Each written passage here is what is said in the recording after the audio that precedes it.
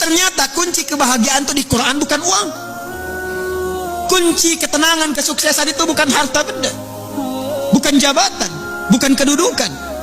Bahkan tidak sedikit orang yang telah mendapatkan kedudukan, bahkan tinggi kedudukannya, masih ingin menambah karena belum merasakan ketenangan dan kenyamanan. Bukankah Anda perhatikan orang-orang yang terlibat, terjebak dalam korupsi itu, perbuatan-perbuatan mungkar itu, bukankah kalau diperhatikan hartanya sudah melimpah, kedudukannya kadang-kadang sudah tinggi? Apa yang menyebabkan mereka bersikap demikian? Karena ada satu bagian dalam kehidupan yang belum dirasakan kenikmatannya. Kata Allah, kunci untuk meraihnya adalah takwa. Anda yang ingin mendapatkan tambahan pengetahuan yang sekarang tengah belajar, pelajarkah, mahasiswakah, ternyata kuncinya bukan sekedar bakat kepintaran. Quran surah kedua Al-Baqarah di akhir ayat 282, wattaqullaha wa yu'allimukumullah.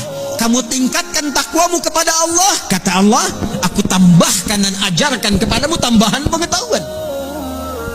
Kunci kebahagiaan ternyata bukan harta, bukan kedudukan. Quran surah kedua Al-Baqarah di akhir ayat 189, wattaqullaha la'allakum tuflihun.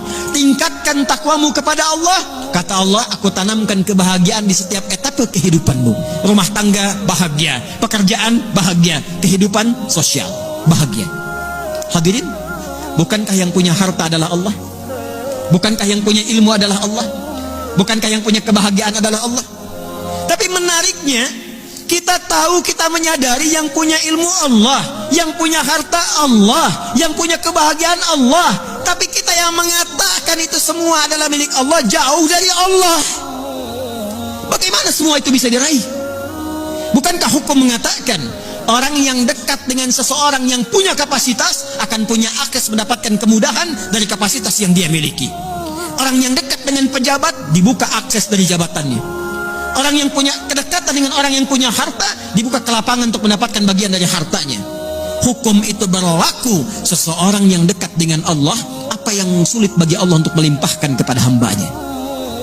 Jadi problemnya, kalau ada orang sukses di pekerjaan, kurang bahagia di rumah tangga, mungkin mohon maaf bukan karena kurang gelarnya, bukan karena kurang hartanya, boleh jadi yang kurang takwanya.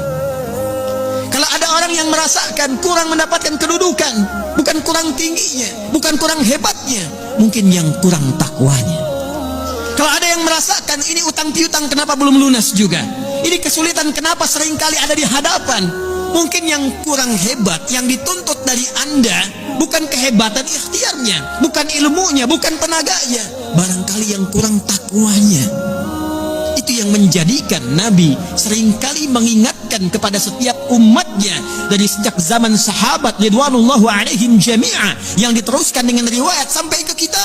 Tidak sedikit kalimat Nabi yang pertama disampaikan nasihatnya, takwa.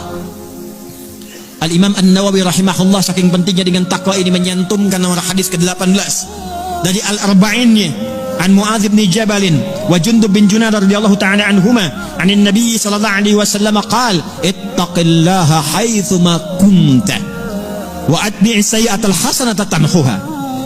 Bahkan kata Nabi, kalau Anda ingin jadi orang baik, orang hebat, orang yang mudah didambakan di setiap keadaan, bertakwalah kepada Allah. Ketika takwanya meningkat, keburukannya Allah tutupi, kebaikannya nampak. Siapa yang tidak senang dengan orang baik? Kalau dia pejabat, dia akan menjadi pejabat yang baik. Kalau dia hartawan, dia akan menggunakan hartanya pada kebaikan. Kalau dia ilmuwan, dia akan kreasikan ilmunya pada kemaslahatan. Jadi siapapun yang mampu meningkatkan takwa, kata Nabi, Allah akan rubah pribadi itu menjadi pribadi yang lebih baik dan bermaslahat dengan takwanya dalam kehidupan. Innalaka, nah ini yang saya, Masya Allah, ini yang saya kadang-kadang suka, gimana ya, malu sama Allah. Kata Allah tuh begini, disindir halus tapi tajam banget. Innalaka fin nahari sabhan tawila. Duh, kamu ini betapa sibuk saat pagi sampai siang itu. Sabhan tawila, sibuk bekerja, beraktivitas, padat, kadang-kadang ibadahnya cuma secukup fardu aja.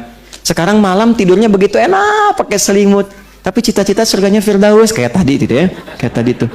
Itu ayatnya dalam banget tuh. Kamu ini sudah siangnya sibuk, malamnya tidurnya juga nyaman banget. Terus cita-cita surga Firdaus, tapi malam gak bisa bangun. Kata Allah, bangunlah sedikit, walaupun cuma sedikit malamnya. Gunakan untuk mengenakan pakaian takwa. Apa manfaat menggunakan pakaian takwa ibadah di malam hari itu?